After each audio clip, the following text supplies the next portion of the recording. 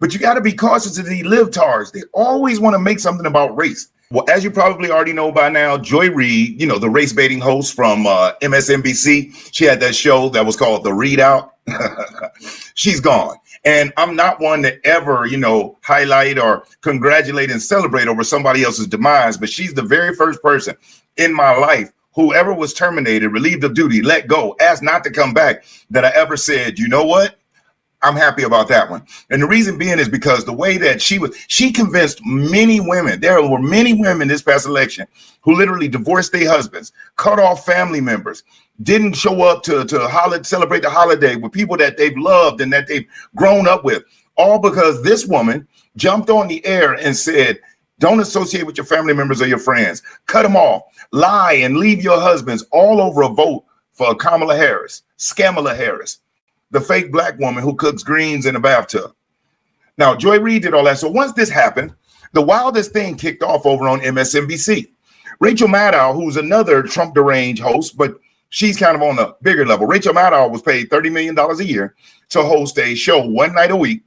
And due to the ratings plummeting as bad as they have, including with her show, they told her, they said, hey, girl, listen, we've been paying you all of this money and we're not getting a return on our investment. So as opposed to one night a week, we need you to do 5 nights a week. And as opposed to $30 million, we're going to cut that and we're going to give you $25 million. Or, world's smallest violin, nobody's going to cry a river for Rachel Maddow making $25 million a year, having to do a 1-hour show 5 nights a week. And that's only for the first 100 days of Trump's presidency. But she did something that was totally mind-blowing. She decided to take to the air to take MSNBC, her boss, her employer, to task. And boy, did she decide that she was going to let them know that she did not appreciate what they did with her friend, the woman she loves and reveres, Joy Reid. So we're going to get into checking out what she had to say, and I have to give her credit.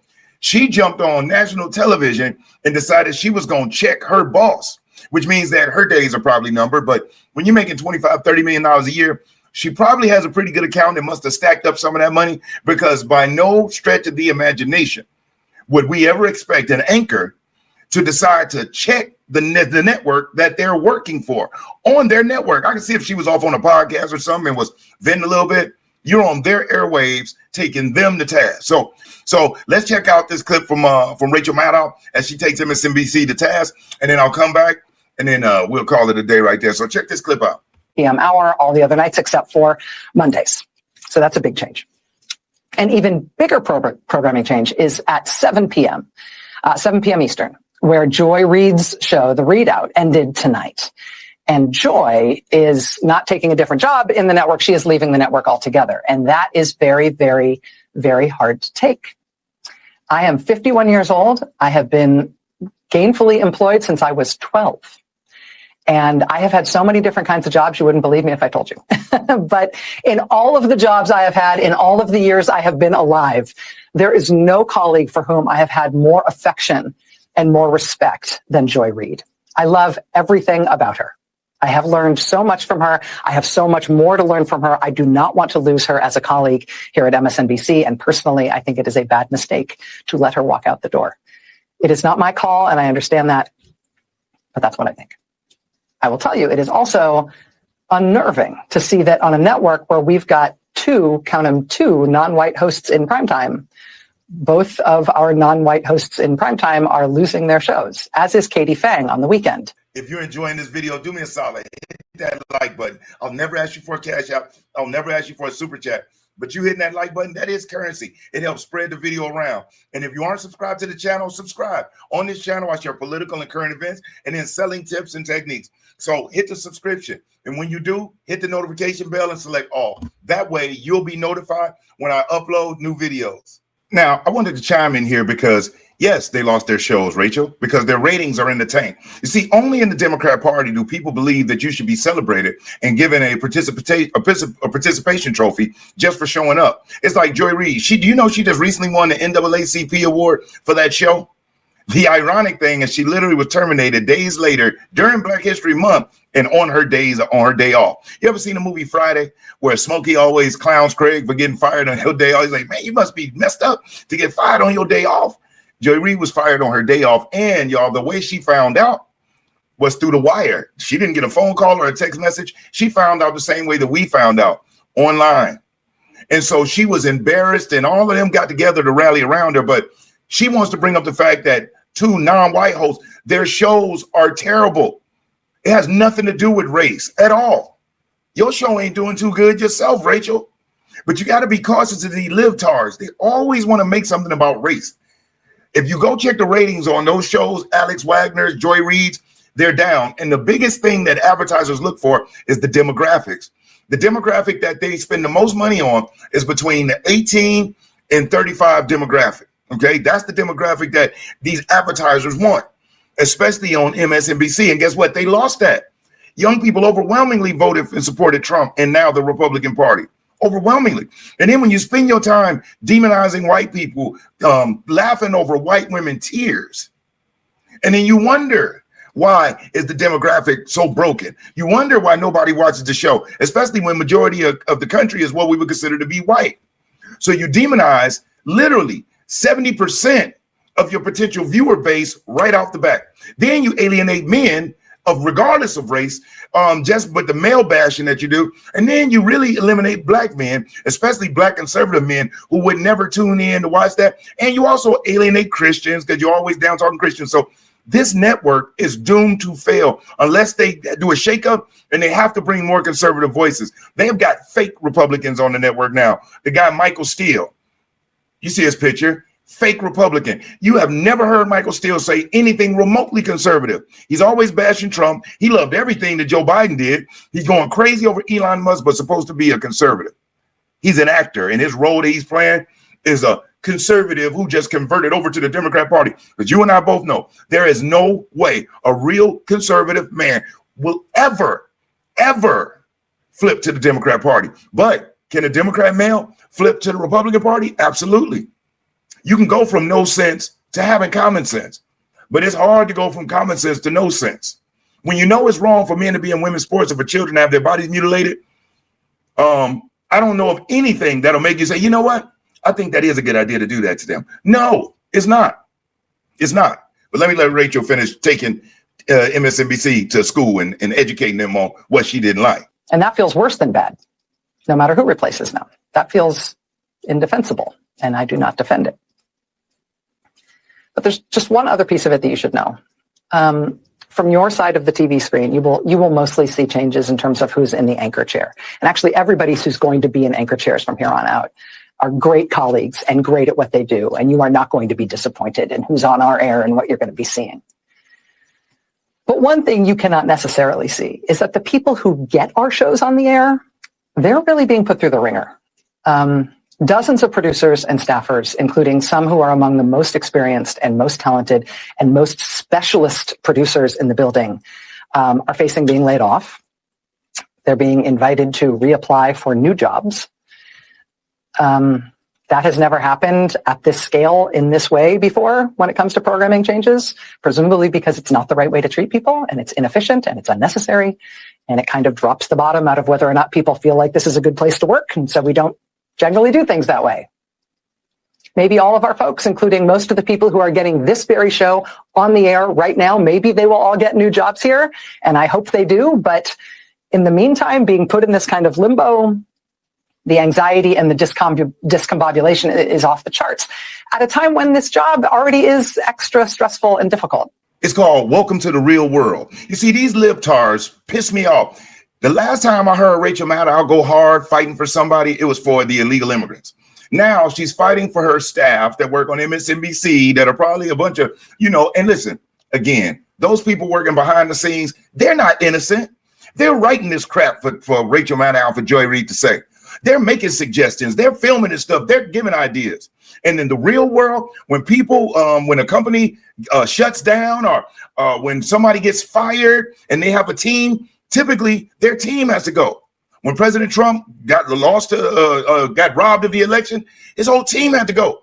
Joe Biden, everybody's like, oh, I can't believe Trump's letting these people go. Yeah, that's what you do. You bring people in that are loyal to you, that follow your agenda. And so the MSNBC staff, they knew that, yeah, you can cut off Joy Reid, but she's just an extension, a tentacle of the monster that's within the network. So they said, we going to get rid of that whole piece of cancer over there and throw all of them out with her. They didn't even offer them other positions within the network. Why? If they were so valuable, hey, listen, they're already on staff. It'll cost them more money to go through hiring and training new people than to keep the ones that they have. So the fact that they did let them go and the fact that they're willing to make that investment and go through that lets you know everything you need to know. They weren't worth keeping for where MSNBC wants to go. And since when does an employee jump up and decide they're going to tell their boss how to run their business? See, these libtards, they live in this socialist, Marxist mentality. You work for them. And Rachel, if you think it's so bad, you was getting paid $30 million a year. You get $25 million a year. If you really care about them, you really feel that compassionate, why don't you fund her podcast? Why don't you pay those people their salaries while they're out of work? But you're not going to hear her suggest that. The Democrats love giving away your money, keeping their money, but talking about how generous we need to be. Remember with illegal immigrants? Oh, people needed to open up their house and be willing to let immigrants stay with them. You got a family and they did this in real life. They really asked people to open up their homes to let illegal immigrants in their homes with their families, people that they didn't vet, they didn't know their name, they didn't know anything about them. And yet they wanted you and I to keep them in our house. That should let us know how much they really give a damn about the American people. They don't. And so guess what? In turn, American people don't give a dang about Joy Reid losing her job. And Rachel Maddow, many people are hoping is you next. Hoping is you next. So before you get on your high horse and start trying to tell people what they need to do, you better be watching out for that chopping block. Because one thing I'm learning about this whole entertainment, Hollywood thing, see, as a businessman, every dollar and cent that I earn from my training companies, from my content, it is what it is. But in Hollywood, what they do is they put up these big headlines. Oh, such and such is making 25 million, such is making this. And then what you find out is that they've extended these people a credit line of that much per year. It's not real liquid cash. So you want to go get that mansion? Cool, get that. It's on credit. You want to get that vehicle? Get that. It's on credit. You want to go get those clothes and whatnot in that wardrobe? Get them. We got you on credit at the store. But when it comes to real cash, going to be able to pull $1 million out the bank, they can't do it. They can't do it. So it's an illusion to get more people running into that. But once you get inside the machine and you've sold your soul, there is no turning back. These women must have sold their souls, because how you can't be that empty, that heartless, that filled with that much hatred and vitriol every day and be a happy, a pleasant person. You have to be soulless. These are people that must live in houses with no mirrors, because when you look in that mirror and you don't see a reflection back, it might make you die. People are crazy. It is not news for me to tell you that the press and freedom of the press are under attack in a way that is really, it's a big deal for our country. It's very visceral for us here. I know that the business of the press is not an easy thing, and I know that no job is forever. But I think I'm safe in saying for all of us anchors who you know through the TV, please know that what pains us the most is not what happens to us. It is what happens to our coworkers on whom we depend and who you don't necessarily know, but we respect and love them and depend on them. And did I mention we respect them? This is a difficult time in the news business, but it does not need to be this difficult. We welcome new voices to this place and some familiar voices to new hours. It's going to be great, honestly, and we want to grow and succeed and reach more people than ever and be resilient and stay here forever. Won't happen. It won't happen. Ratings already tanked. People can't stand your network. They can't stand you. And luckily, Joy Reid and Alex Wagner are already gone. Won't last forever. I just had to say that. My bad. I also believe, and I bet you believe, that the way to get there is by treating people well. Finding good people, good colleagues, doing good work with them, and then having their back. That we could do a lot better on, a lot better. I'll be right back. Really think about it. What skill set does Rachel Maddow have? She does not have a good personality. She's not somebody that's enjoyable to watch. She makes all these faces and oh my God. Now in the leftard spirit, I think she's like a big deal. But to the rest of us, do you really ever? I never watch anything about this woman unless it's a clip when her saying something ridiculous, or I'm watching an episode to hear something stupid that she said to be able to take a segment out. That's it. I have never heard this woman drop any type of information on anybody that would change their life or help their life ever. She looks like Stephen Colbert. She really does. They favor it. Throw the glasses on her. Stephen Colbert in a dress. but she checks all the boxes. You know, she's a gay woman in New York. She loves women taking the life force out of their stomach. I can't say the word because YouTube. She supports that. She supports children being mutilated. She supports men in women's sports and men in women's bathrooms. She supports illegal immigrants all over the place. She supports USAID sending our money out to take care of transgender things around the world. And she has the nerve to jump on TV, getting paid $25 million a year. If that should show you anything, folks, it should let you know just how important your attention is, just how valuable your attention is. They pay this talking head $25 million a year to spew the most vile things, to stimulate and trigger people, to catch their attention and to jack them up mentally. That's all they want to do. Because what most people don't realize is when you get somebody to go against their own logic, that makes them easily susceptible for mental programming. Like, we know that there's two genders, but when you get people to start saying, well, just to fit in or whatever it is, once you get somebody to voluntarily say, well, maybe there is, and I want to speak, they're done. You know that children should not be getting mutilated. But once they get you to say, well, you know, they may know when they're, still in the womb as a fetus that they want to be or whatever. No one knows as a fetus what they want to be, you know. But once they get you to even start saying, well, that's it. They bypassed your logic. Now the programming can begin. Think about any time you speak with somebody that's a Democrat and you just ask a basic question like, hey, what did you like about Joe Biden? Or what is Kamala Harris doing good? You ever notice how they just get to losing their mind and just, it's like a convulsion. And I don't care if they're white, black, young, old, gay, straight, no matter what part of the country they're in, they all reacted the same. It was a complete meltdown. Nothing like I've ever seen before. And so we have to watch this stuff, y'all. So Rachel Maddow getting on here trying to tell MSNBC what they need to do. That woman should go kick rocks and really be watching out because she may be next. She may be next. But yeah, I just wanted to jump in here. I appreciate you watching. If you haven't already, hit that like button. If you aren't subscribed to the channel, subscribe. And once you do, make sure you hit that notification bell. Share this video if you haven't. I appreciate you. I thank you so much for watching. I'm Brian Maxwell. And as always, I look forward to seeing you at the top. I'm still out here training in Louisiana. I'll be back to the home office here in a few more days. But over and out, y'all. Peace.